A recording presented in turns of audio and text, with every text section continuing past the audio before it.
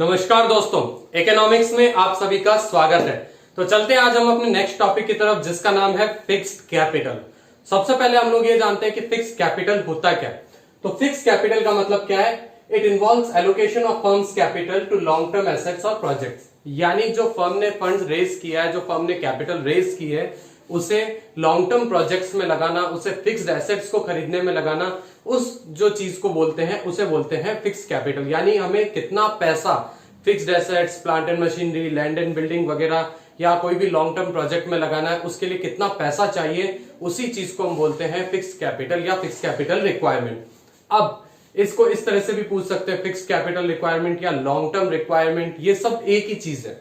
Then हम बात करें अगर, तो फिक्स्ड कैपिटल को अफेक्ट करने वाले कौन से फैक्टर्स होते हैं, यानी किन फैक्टर्स पे ये डिपेंड करता है कि हमें फिक्स्ड कैपिटल की जरूरत ज्यादा है या कम है, हमें कितने पैसे की जरूरत है हमारे एसेट्स, फिक्स्ड एसेट्स वगैरह खरीदने के लिए। क्या हमें ज्यादा पैसा चाहिएगा या कम पैसा चाहिएगा, किस टाइप के बिजनेस में किस तरह से होगा, वो सभी अब हम लोग डिस्कस करेंगे। तो अब सबसे पहले हम लोग ये देखते हैं कि कौन से फैक्टर्स होते हैं जो फिक्स्ड कैपिटल रिक्वायरमेंट को हमारे अफेक्ट करेंगे। तो सबसे पहला जो फैक्टर आ रहा है हमारे सामने वो है nature of business. Nature of business का मतलब है कि किस टाइप का बिजनेस आप कर रहे हैं, उसमें किस टाइप का प्रोडक्ट बनता है या किस टाइप का, अगर आप बात करें तो एक्टिविटीज होती है। फॉर एग्जांपल, अगर कोई बिजनेस मैन्युफैक्चरिंग हो सकता है या कोई बिजनेस ट्रेडिंग हो सकता है। मैन्युफैक्चरिंग बिजनेस में खुद प्रोडक्ट बनाकर बेचना है, और ट्रेडिंग बिजनेस में क्या हो रहा है, हम लोग बस प्रोडक्ट को खरीद रहे हैं और बेच रहे हैं। अब अगर बात करें मैन्युफैक्चरिंग बिजनेस की, तो मैन्युफैक्चरिंग बिजनेस या इंडस्ट्रियल टाइप का बिजनेस अगर कोई है, तो उसके अंदर क्या होगा, हैवी मशीनरी इन्वॉल्व होगी प्रोडक्ट को बनाने के लिए, कैंपस चाहिए होगा, लैंड एंड बिल्डिंग की रिक्वायरमेंट ज्यादा होगी, तो उसमें फिक्स कैपिटल की रिक्वायरमेंट ज्यादा होगी। और अगर हम बात करें कोई ट्रेडिंग टाइप का बिजनेस है, तो उसमें इतनी हैवी मशीनरी वगैरह की जरूरत नहीं है, उसमें फिक्स कैपिटल की रिक्वायरमेंट कम होगी।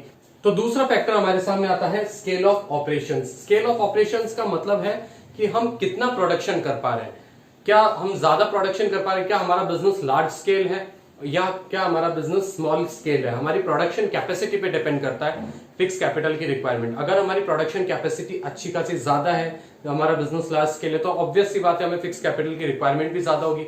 या हमें अगर ज्यादा प्रोडक्शन करना है, ज्यादा यूनिट्स मैन्युफैक्चर करने हैं, तो हमें मशीन ज्यादा चाहिए, या फिर हम बात करें तो बिल्डिंग बड़ी चाहिए, फैक्ट्री प्रीमाइसेस चाहिए, तो बहुत कुछ रिक्वायरमेंट होगी। तो अगर लार्ज स्केल बिजनेस है तो हमें फिक्स कैपिटल की रिक्वायरमेंट ज्यादा है, जबकि स्मॉल स्केल बिजनेस है तो फिक्स कैपिटल की रिक्वायरमेंट कम है। देन हम बात करते हैं नेक्स्ट फैक्टर जो हमारा है technique of production. Technique of production पे भी फिक्स कैपिटल रिक्वायरमेंट बहुत कुछ डिपेंड करती है। अगर हम बात करें तो बेसिकली दो टाइप की टेक्निक्स ऑफ प्रोडक्शन हम बात कर सकते हैं, लेबर इंटेंसिव टेक्निक और कैपिटल इंटेंसिव टेक्निक। आपने पढ़ा भी होगा, इकोनॉमिक्स में भी पढ़ा होगा। लेबर इंटेंसिव टेक्निक क्या है, जिसमें मजदूरों से काम करवाया जा रहा है, जिसमें वर्कर्स से काम करवाया जा रहा है। और कैपिटल इंटेंसिव टेक्निक कौन सी है, जिसमें मशीन्स की मदद से काम हो रहा है। तो लेबर इंटेंसिव टेक्निक में क्या है, वो वर्कर्स काम कर रहे हैं तो उन्हें टाइम टू टाइम सैलरी देनी है, वेजेस वगैरह देनी है, तो उसमें क्या होगा, उसमें वर्किंग कैपिटल की रिक्वायरमेंट ज्यादा है, फिक्स कैपिटल की उतनी नहीं है। लेकिन अगर हम बात करें मशीन से काम करना, तो हैवी मशीनरी वगैरह इन्वॉल्व हो रही है, तो हमें फिक्स कैपिटल की रिक्वायरमेंट कैपिटल इंटेंसिव टेक्निक में ज्यादा है। तो ये डिपेंड करता है कि हमारी टेक्निक ऑफ प्रोडक्शन कौन सी है, जिसकी मदद से हम ये बता सकते हैं फिक्स कैपिटल की रिक्वायरमेंट ज्यादा होगी या कम होगी। देन नेक्स्ट फैक्टर हमारे पास है टेक्नोलॉजी अपग्रेडेशन। टेक्नोलॉजी या टेक्नोलॉजिकल अपग्रेडेशन का मतलब क्या है कि जिस भी टाइप का बिजनेस हम कर रहे हैं, उसमें टेक्नोलॉजी कितनी फास्टली अपग्रेड होती है। कई टाइप के बिजनेस ऐसे होते हैं जिसमें टेक्नोलॉजी बहुत फास्टली अपग्रेड होती है, और कई टाइप के बिजनेस ऐसे होते हैं जो सालों तक एक फिक्स ढर्रे पे, फिक्स टेक्नोलॉजी पे चलते जाते हैं, इतनी इजीली उनकी टेक्नोलॉजी चेंज नहीं होती।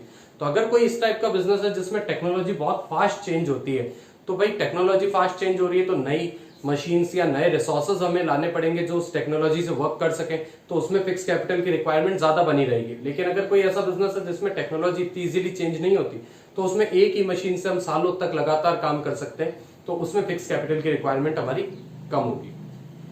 नेक्स्ट फैक्टर पे चलते हैं बच्चों। नेक्स्ट फैक्टर हमारे सामने है ग्रोथ प्रोस्पेक्ट्स। ग्रोथ प्रोस्पेक्ट्स है कि हम लोग फ्यूचर में ग्रोथ करना चाहते हैं या नहीं, या क्या हमारा ऐसा एनवायरनमेंट है कि जो हमारी ग्रोथ को फेवर करेगा। यानी अगर इस टाइप का एनवायरनमेंट है कि हमारा बिजनेस अभी ग्रो कर सकता है, हमारे बिजनेस को ग्रो करने के लिए अपॉर्चुनिटीज है और हम करना भी चाह रहे हैं, तो हमें फिक्स कैपिटल की रिक्वायरमेंट भी ज्यादा होगी। जैसे अगर हमें भाई अपना प्रोडक्शन बढ़ाना है, नई ब्रांच खोलनी है, तो उसमें क्या होगा, उसमें हमें फिर नई ब्रांच खोलनी है या प्रोडक्शन बढ़ाना है, तो फिक्स एसेट्स की भी जरूरत पड़ेगी, और फिक्स्ड एसेट्स की जरूरत पड़ेगी तो वहां पे फिक्स कैपिटल रिक्वायरमेंट ज्यादा हो रही है। और अगर हम लोग ग्रोथ नहीं करना चाहते, जैसा बिजनेस है वैसा ही चलने देना चाहते हैं, तो हमें फिक्स कैपिटल की रिक्वायरमेंट उतनी नहीं होगी जितनी ग्रोथ होने पे होगी। देन हम बात करें तो डाइवर्सिफिकेशन का मतलब होता है कि हम अपने प्रोडक्ट लाइन को ऐड करना चाह रहे हैं या नए प्रोडक्ट पे शिफ्ट होना चाह रहे हैं। अगर हम लोग कुछ नई चीज का प्रोडक्शन स्टार्ट करना चाह रहे हैं तो ऑब्वियस सी बात है, नई चीज के प्रोडक्शन में उस हिसाब से मशीन लेनी है, उस हिसाब से अपने को रिसोर्सेज अरेंज करने, उसी हिसाब से आपको नया पूरा फैक्ट्री सेटअप करना पड़ेगा।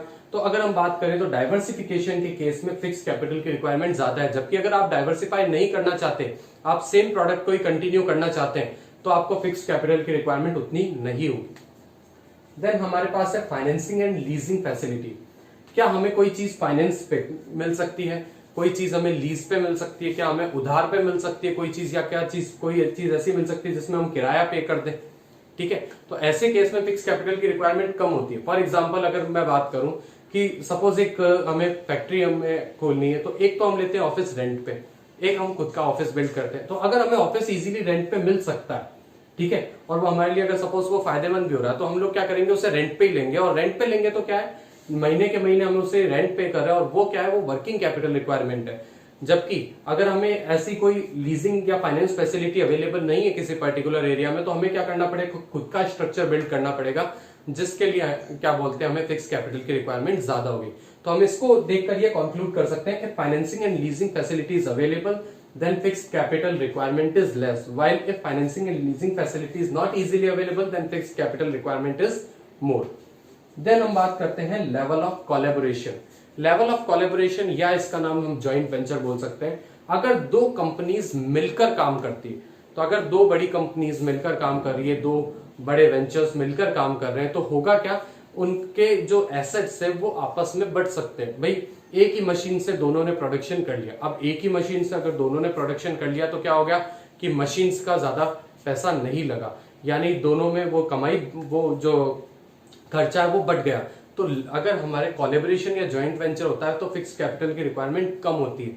जबकि अगर कोई सिंगल पर्सन काम कर रहा है, सिंगल कंपनी काम कर रही है, सिंगल फर्म काम कर रही है, तो क्या होगा, फिक्स कैपिटल की रिक्वायरमेंट ज्यादा होगी, क्योंकि फिर उससे अकेले को सब कुछ अफोर्ड करना है। ओके, तो बच्चों आज के वीडियो में इतना ही। आई होप आपको ये फिक्स कैपिटल वाला फैक्टर समझ में आया होगा। कल हम चलेंगे वर्किंग कैपिटल की तरफ और फिर उसके बाद नेक्स्ट चैप्टर। तो आज का वीडियो आपको कैसा लगा, अगर अच्छा लगा हो तो लाइक कीजिए, चैनल को सब्सक्राइब कीजिए और बेल आइकन को भी प्रेस कर दीजिए। और अगर आपके जो भी डाउट्स हैं, कोई भी डाउट्स हो, उन्हें हमें कमेंट सेक्शन में लिखकर बताइए। Thank you.